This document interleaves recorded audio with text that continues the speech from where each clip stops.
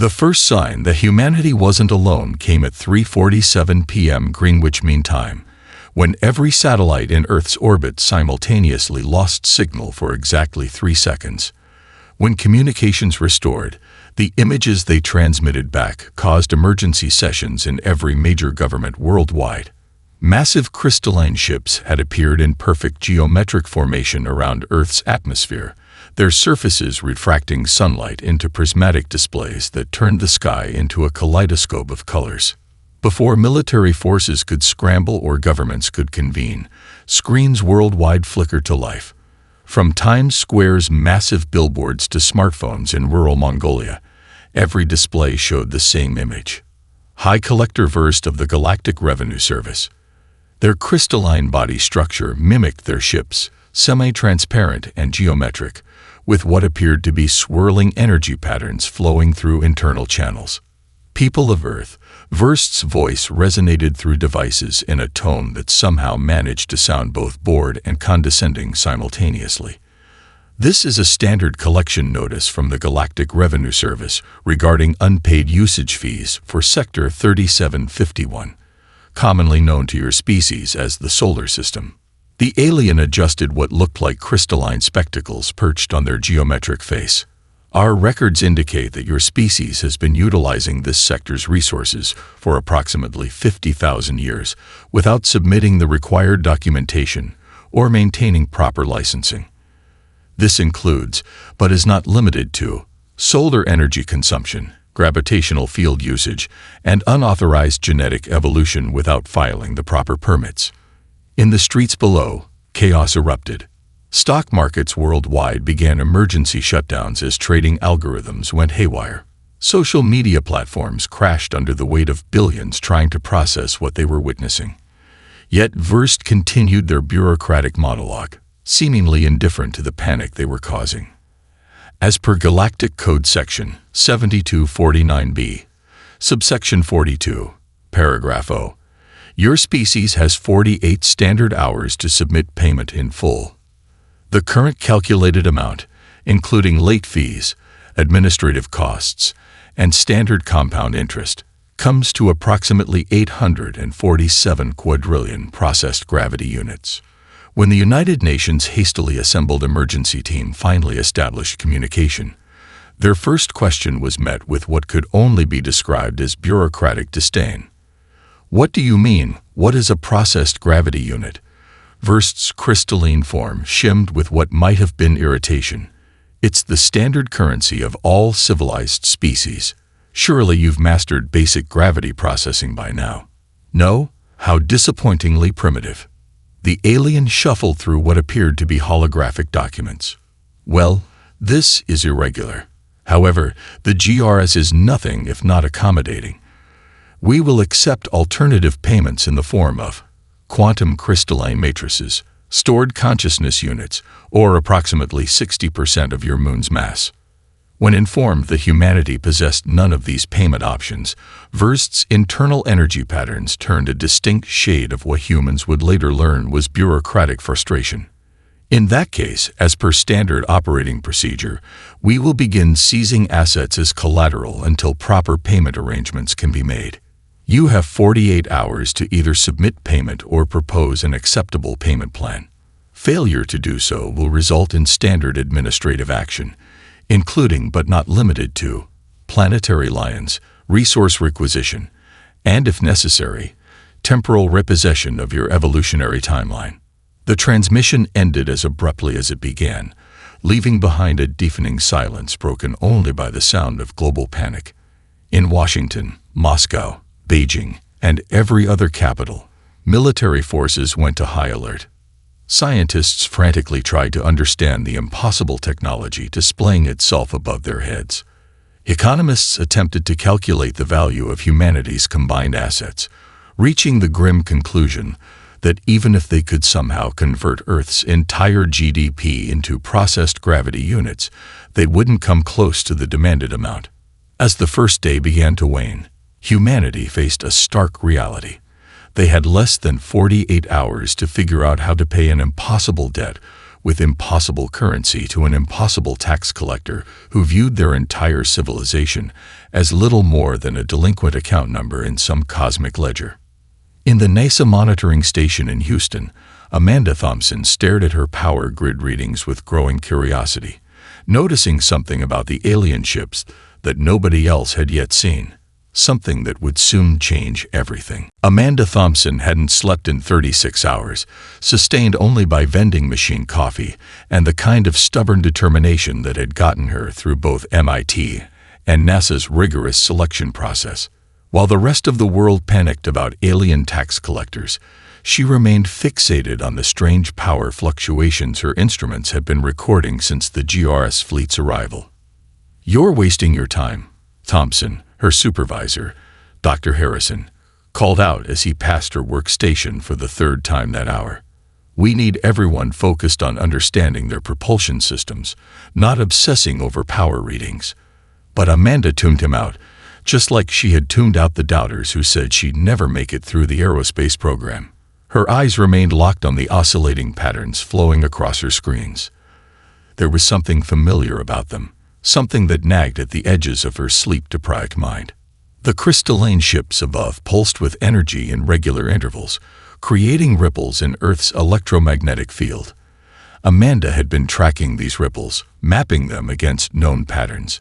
She pulled up historical power grid data from NASA's archives, specifically the records from the Great Northeast Blackout of 2003. "Holy shit," she whispered, overlaying the patterns. The similarity wasn't just close. It was almost exact, just operating on a quantum scale. Her fingers flew across the keyboard, pulling up more data. The Texas grid failure of 2021, the European cascade of 2025, every major power incident in the last few decades. The alien ship's energy distribution followed the same basic principles as Earth's power grids, just with incomprehensibly more power flowing through their crystalline matrices. "Dr. Harrison," she called out, her voice carrying across the now quiet monitoring station. "You need to see this." Her supervisor trudged over, exhaustion evident in his stance. "What is it, Thompson?" "They're ships. They're running on a standardized power grid. Look at these patterns." She pulled up the comparative displays. "They're using the same load distribution principles we use, just scaled up exponentially. They have surge protectors, flow regulators, everything we have." Harrison frowned, leaning closer to the screens. "That's impossible. Their technology is centuries beyond ours." "Advanced? Yes, but not fundamentally different," Amanda insisted.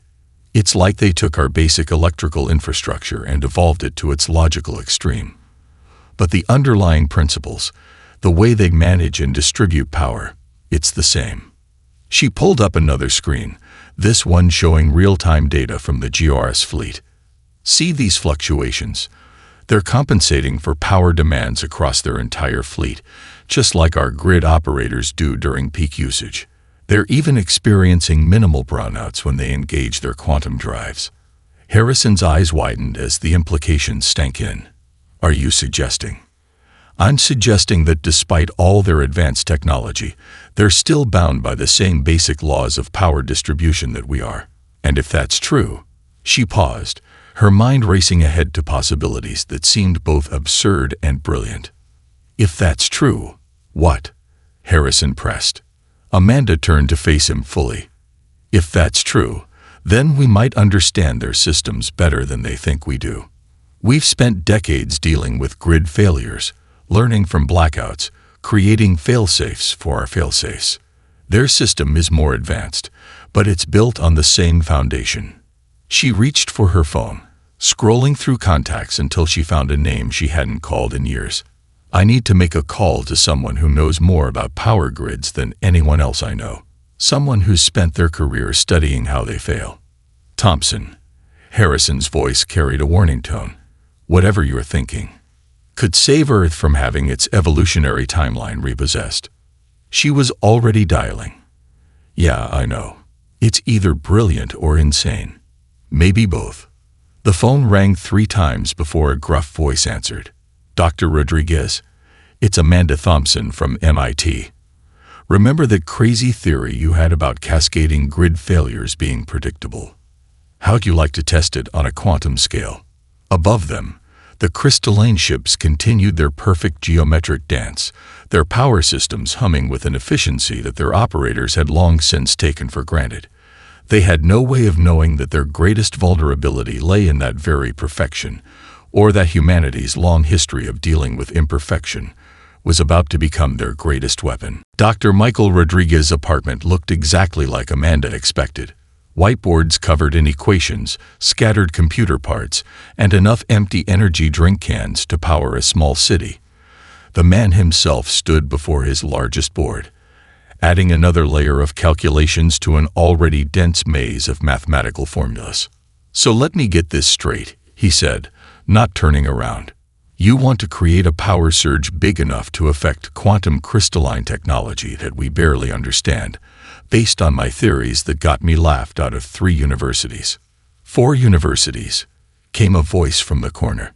Jessica Voltage Williams sat cross-legged on the floor, surrounded by laptops displaying real-time power grid data. The infamous hacktivist hadn't bothered introducing herself when she arrived. Apparently, Rodriguez had called her before Amanda even got there. 4 universities, Rodriguez corrected, finally turning to face them.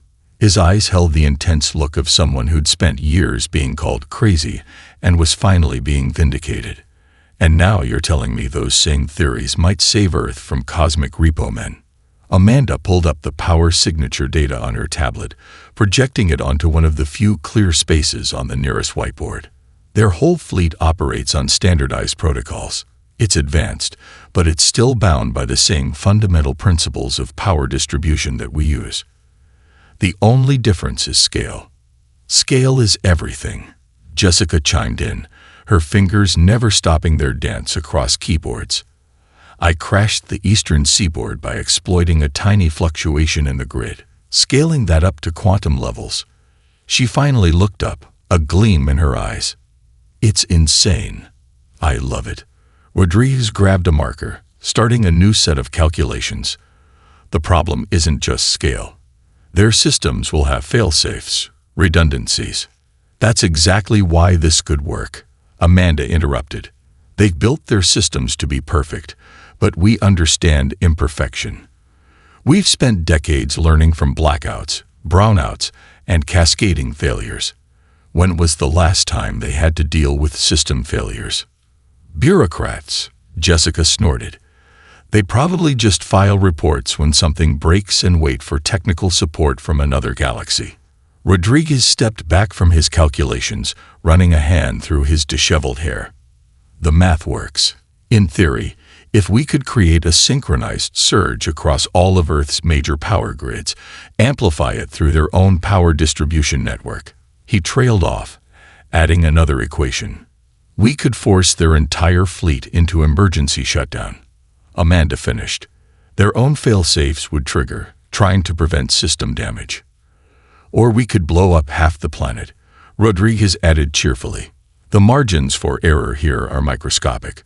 We'd need perfect synchronization across every major power grid on Earth." Jessica cracked her knuckles. "Leave the synchronization to me. I spent years mapping grid vulnerabilities. Getting them to work together instead of fail together is just a matter of reversing my usual approach." "We'd need help," Amanda said. "Power plant operators, grid controllers, criminals and chaos agents." Rodriguez grinned. "My kind of people." "We have 36 hours, Amanda reminded them. "And if we fail, best case scenario is we cause worldwide blackouts. Worst case." "Best case scenario," Jessica interrupted. "We save the world and prove that humanity's greatest strength is understanding how things can go wrong. Worst case scenario, we cause some blackouts and the aliens repossess our evolutionary timeline anyway. I say we go for it."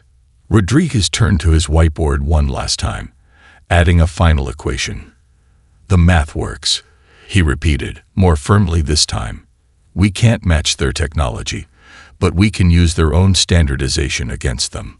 They've built a perfect system.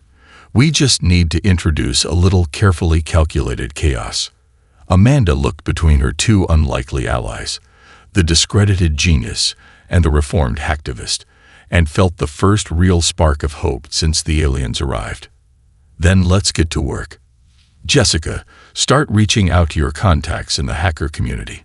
Dr. Rodriguez, we need to refine these calculations. I'll work on getting access to NASA's Deep Space Communication Array. We'll need it to amplify the signal. Above them, through the apartment's dusty windows, the crystalline ships continued their perfect, regulated dance, unaware that their greatest vulnerability lay in that very perfection. In a cluttered apartment filled with energy drink cans and chaos theory calculations, 3 humans began plotting how to use humanity's long history of failure as a weapon against cosmic perfection. "We just lost another one," Jessica announced, her voice tight as another monitor went dark. From their makeshift command center in Rodriguez's apartment, they watched as the GRS systematically disabled Earth's satellite network. That's the 13th communication satellite in 2 hours. Amanda's fingers flew across her keyboard, rerouting signals through the remaining network. They're not destroying them, just shutting them down. They're treating them like collateral assets. Efficient bureaucrats, Rodriguez muttered from his position at the whiteboard, where complex quantum calculations had evolved into something that looked like a cross between abstract art and advanced mathematics. They don't want to damage anything they might have to sell later. Their impromptu plan had grown into a global underground operation in less than 24 hours. Jessica's hacker network had spread the word through secure channels, reaching power plant operators and grid controllers across the world. Not everyone believed them, but enough did. Especially after the GRS started their systematic asset evaluation.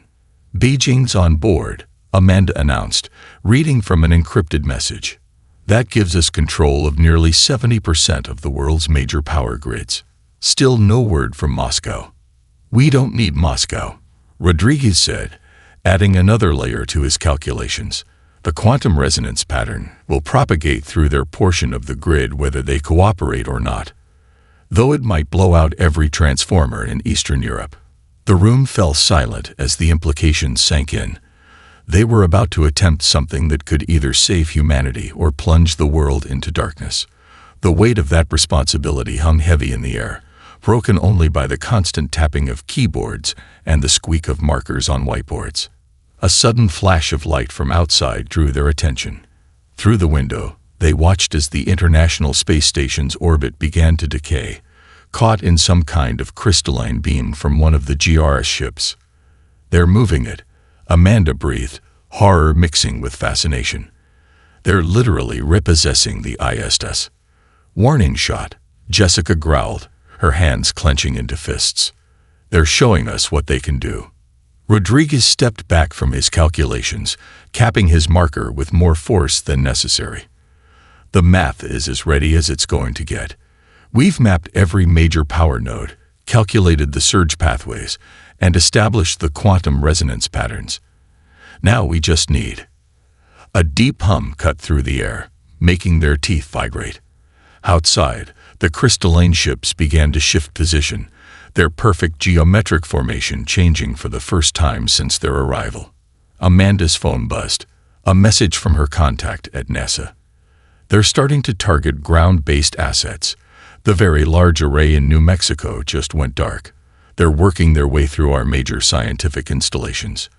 "We need more time," Jessica protested, her screen showing the cascading effects of the aliens' actions.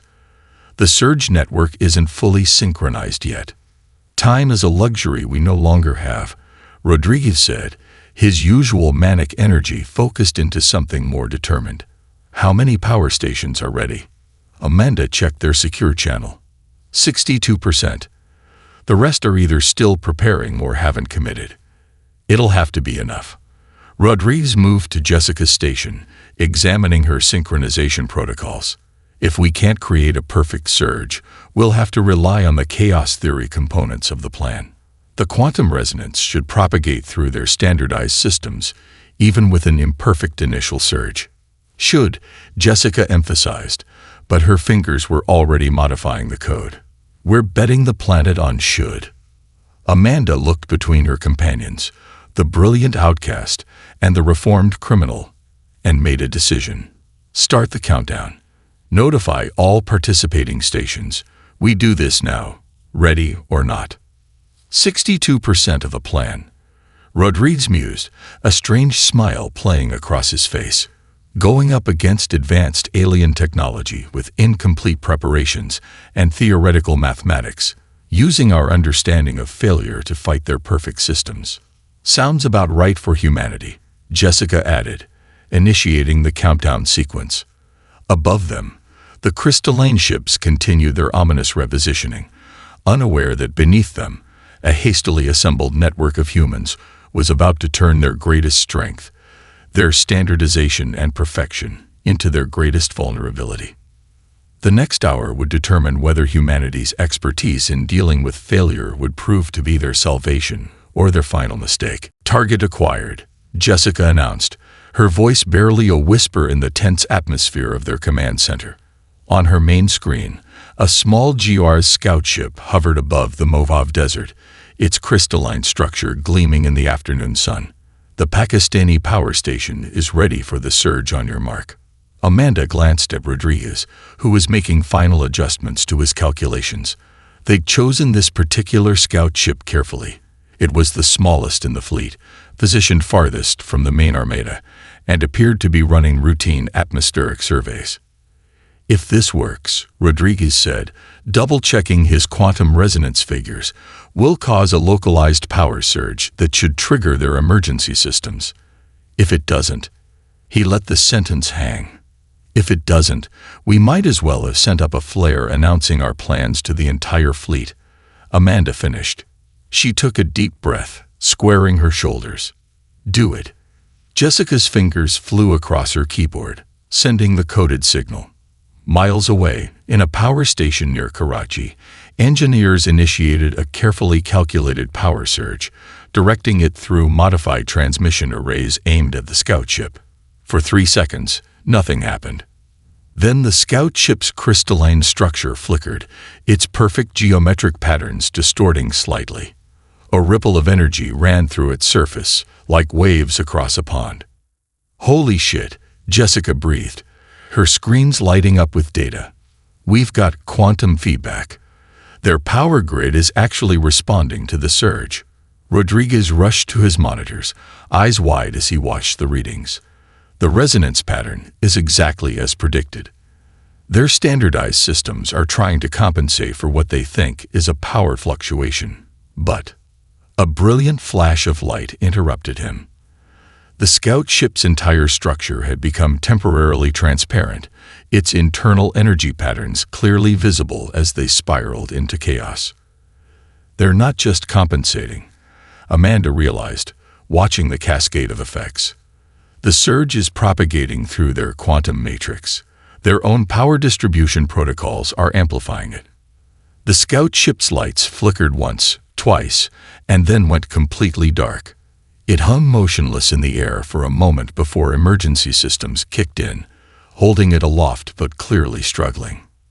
Their celebration was cut short by a massive hum that rattled the windows. Above, the main GR's fleet had shifted formation, their perfect geometric pattern realigning to face the disabled scout ship. Amanda's phone buzzed. The message made her blood run cold. "They're broadcasting on all frequencies. High Collector Verst is not happy." As if on cue, every screen in the room flickered to life, showing the crystalline bureaucrat's face contorted with what could only be described as geometric fury. "This primitive interference in GRS operations is a Class 7 violation of Galactic Revenue Code." Verst's voice crackled with barely contained rage. "Such actions will result in immediate punitive measures. Your species now has 6 standard hours to submit payment in full before we begin comprehensive asset seizure." The screens went dark, but the humming from above intensified. Through the window, they watched as beams of crystalline light began sweeping across the desert, transforming patches of sand into perfectly geometric crystalline structures. "They're starting the seizure early," Jessica said, her voice tight, converting Earth's resources into their standard format for easy transport. Rodriguez was already back at his whiteboard, scribbling frantically. But did you see? The principle works. Their own standardization protocols turned our surge into a quantum feedback loop. If we can replicate this on a global scale, we'll have to, Amanda interrupted, showing them her phone. NASA's emergency feed was lighting up with reports. The GR's fleet was positioning ships above every major power installation on Earth. They figured out how we did it, Jessica realized. They're moving to protect their vulnerabilities. No, Amanda said, a grim smile forming on her face. They're clustering their ships around our power sources, putting their entire fleet directly in the path of what we're planning. Rodriguez looked up from his calculations, his eyes shining with manic intensity. They think they're being clever, protecting their assets. But they're actually setting themselves up perfectly, Amanda finished. Now we just have to convince the world's governments to let us try this insane plan on a global scale in less than 6 hours. Above them, the crystalline ships continued their ominous repositioning, their perfect formations now centered above humanity's power generation infrastructure. In trying to prevent another attack, they were inadvertently creating the perfect conditions for humanity's desperate gambit. The United Nations Security Council chamber had never been this crowded. On the main floor, military leaders from a dozen nations argued with scientists and power company executives, while the emergency session was broadcast to every UN member state. Amanda stood at the podium, trying to maintain her composure as she faced the combined skepticism of Earth's leadership. You want us to intentionally trigger a worldwide power surge. General Chen of China's Aerospace Force looked at her as if she'd suggested they fight the aliens with water balloons, based on one partial success against a scout ship. That partial success is the only damage anyone has managed to inflict on their technology, Amanda countered, pulling up the data from their test. The holographic display showed the quantum cascade effect they'd achieved. We've proven their systems are vulnerable. And in response, they've accelerated their timeline and begun seizing territory. The Russian energy minister slammed his fist on the table. The entire Siberian power grid is now under their direct control. As if to emphasize his point, the building trembled slightly. Through the chamber's windows, they could see another section of Manhattan being transformed into crystalline structures, the GRS's systematic asset conversion moving block by block. They're going to take everything anyway. Jessica spoke up from her position at a hastily assembled computer station. She'd been granted emergency clearance to attend, though several security officers kept nervous watches on her. At least our plan has a chance of stopping them. A chance. General Williams of the U.S. Joint Chiefs stood up. You're asking us to risk every power grid on Earth on a chance. The moment we try this, they'll retaliate. We should launch our nuclear deterrent while we still can. Because nuclear weapons have such a great track record against their shields. Rodriguez shot back from his position near the technical display. Their energy absorption technology would probably thank us for the free power. The chamber erupted into multiple arguments, different factions advocating for everything from immediate surrender to last-stand military strikes. Amanda watched the chaos until a notification on her tablet made her blood run cold. "We don't have time for this," she announced, her voice cutting through the noise. She connected her tablet to the main display. They've just converted the entire Sahara Desert into quantum crystal matrices. The Middle East's oil fields are next. In 5 hours, they'll own every major resource on the planet. Then we negotiate. A European diplomat stood up. Surely some payment plan. There is no negotiating with bureaucrats who see us as nothing but a delinquent account. Jessica interrupted, her fingers flying across her keyboard. Look at these readings. They're not just taking resources. They're preparing to restructure Earth's entire ecosystem to their standards. The room fell silent as the implications sank in. On the main screen, footage showed the crystalline transformation spreading across Africa, perfect geometric patterns replacing natural landscapes. Our plan isn't perfect, Amanda admitted, facing the assembly. Yes, it's risky. Yes, it might fail. But we understand something they don't: the value of imperfection, the lessons learned from failure. Every blackout, every grid failure, every system crash has taught us something they never had to learn. Rodriguez stepped forward, adding his voice. Their entire civilization is built on standardization and perfect systems. They've never had to adapt to failure because they engineered it out of their society. But that perfection is their weakness. We're not asking for permission, Jessica said quietly, her screen showing the spreading crystalline conversion. We're asking for cooperation. In 4 hours and 37 minutes, they're taking everything anyway. We can either try something crazy, or we can surrender Earth to become a footnote in their accounting books. The chamber erupted again, but this time the tone was different. Military leaders huddled with power company executives, examining the technical data. Scientists debated quantum theory with energy ministers. Amanda watched the shifting mood, hope mixing with determination. They'd just have to pray it wouldn't take another hour of debate before. The chamber plunged into darkness. When emergency lights kicked in, the main screen showed High Collector Verst's face. As per subsection 89 Delta, we are now beginning priority asset collection. Your time for compliance has expired. The race against time had just become a sprint. Grid 37 is online. Jessica's voice cut through the chaos of their restored command center, now operating from the basement of the UN building. Around her, screens showed power stations across the globe preparing for humanity's desperate gambit. South America is fully synchronized. Amanda worked between 3 different terminals, coordinating with power plants across every continent. The GRS's priority asset collection had actually worked in their favor. Their ships now hovered directly above every major power installation on Earth, their crystalline forms glowing with stored energy. They think they're containing our power grid, Rodriguez muttered, making final adjustments to his quantum resonance calculations. They have no idea they're positioning themselves perfectly for what's coming. The basement shook as another wave of crystalline transformation swept through the city above. Through their remaining satellite feeds, they could see the process happening globally, perfect geometric patterns replacing natural landscapes at an accelerating rate. European grid is ready, Amanda announced. Australia and Asia confirmed. We're just waiting on. Africa's online. Jessica's hands flew across her keyboard. Full synchronization achieved. All participating grids are ready for surge initialization. Rodriguez looked up from his calculations.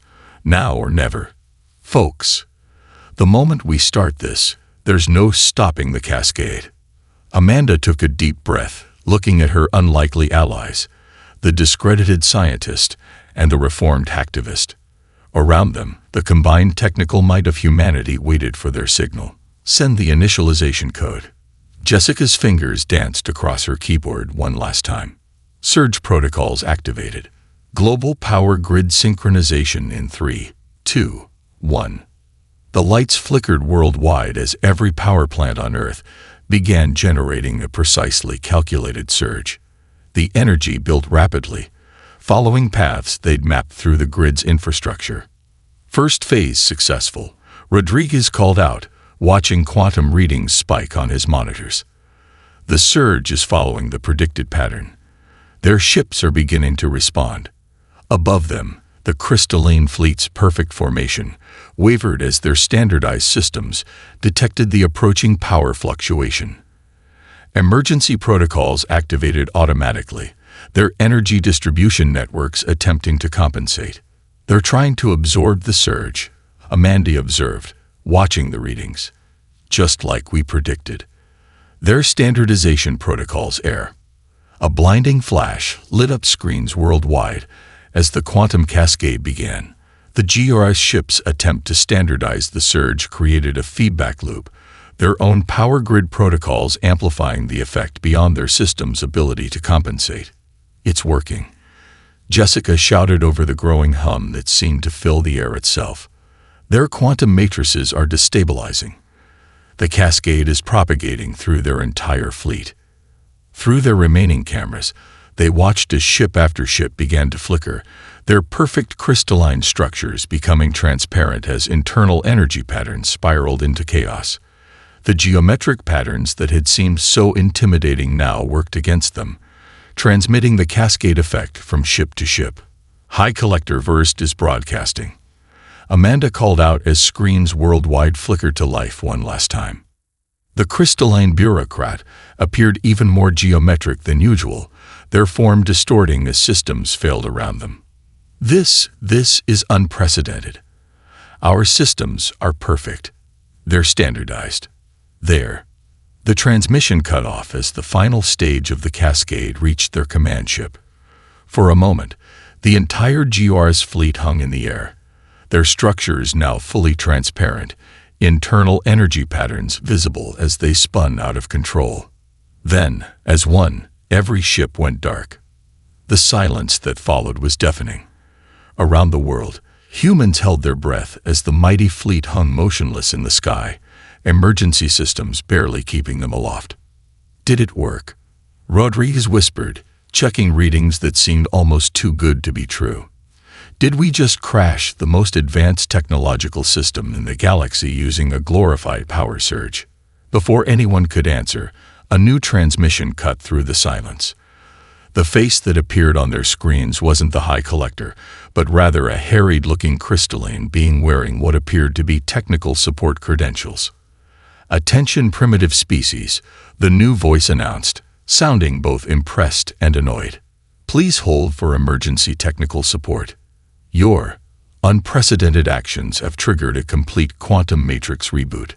Estimated restoration time unknown. This is most irregular." Amanda, Rodriguez, and Jessica shared a look of disbelief. They had just done the impossible. They had introduced chaos into perfect order, used humanity's understanding of failure to defeat an unfailing system.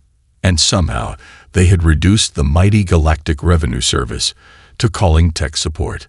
Let me see if I understand this correctly. The GR's technical support supervisor's crystalline form flickered on the main UN chamber screen, geometric patterns showing clear signs of bureaucratic distress.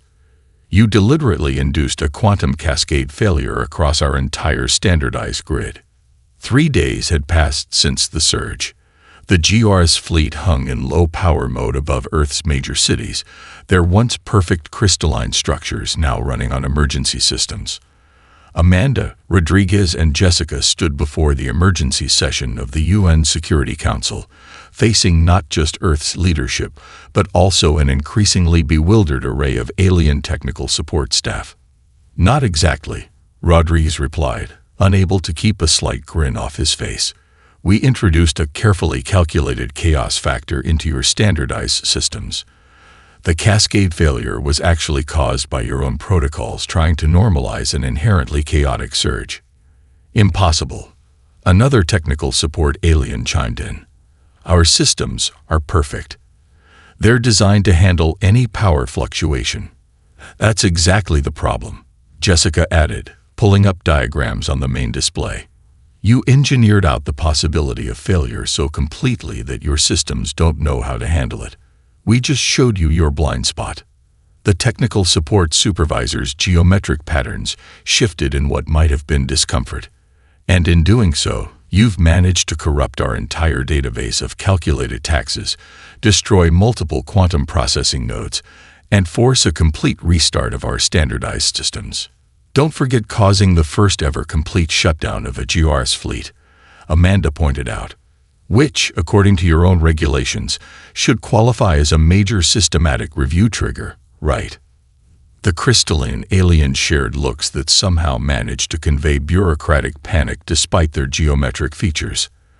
On a side screen, they could see thousands of forms being automatically generated, each requiring multiple signatures and interdimensional filing. "This is unprecedented," the supervisor admitted. "The paperwork alone will take decades to process. And the security implications." They paused, geometric patterns swirling. No species has ever exposed a vulnerability in our standardized systems before. Then maybe, Amanda suggested, it's time to consider a different kind of standardization. One that learns from failure instead of trying to engineer it out completely. A new figure materialized on the screen. High Collector versed, their form still slightly glitchy from the surge. Are you offering to help upgrade our systems? We're offering a partnership, Amanda replied. Humanity has centuries of experience dealing with system failures, learning from them, adapting to them. Your technology is incredibly advanced, but it could benefit from our unique perspective. And in exchange, First's patterns showed suspicious interest. Full tax amnesty, Rodriguez jumped in, plus technology sharing rights and official recognition of Earth's innovative contributions to galactic infrastructure security. The UN chamber held its breath as Vorst consulted with the technical support team. After what seemed like an eternity, the High Collector's patterns shifted to what they would later learn was bureaucratic resignation. Proposal accepted, Vorst announced, though I must insist on proper documentation. In triplicate, with all appropriate chaos mitigation forms attached. As the chamber erupted in celebration, Jessica leaned over to Amanda and Rodriguez. Did we just turn a tax audit into a technical consulting contract? Better, Amanda smiled. We just proved that sometimes the best way to deal with a perfect system is to understand how it can fail. Humanity's greatest weakness turned out to be our greatest strength. Speaking of strength, Rodriguez added, watching the GRS technical team already starting to interview Earth's power grid engineers. Anyone want to help me explain to them why we actually need those brownouts during summer peak hours? The crystalline ships above began to power back up, their geometric patterns now slightly less perfect, slightly more adaptive, and in offices across the galaxy, bureaucrats began filing the paperwork for something unprecedented. A species that had turned their tax audit into a revolution in quantum engineering. Humanity had done what it did best. They'd learned from failure, adapted to chaos, and somehow managed to teach the most advanced civilization in the galaxy that imperfection sometimes had its advantages. And somewhere in the vast bureaucracy of the Galactic Revenue Service, a new regulation was added. Earth-based chaos consultants must be consulted before any future standardization protocols are implemented. It was, as the technical support team would note in their reports, most irregular. And that was exactly the point.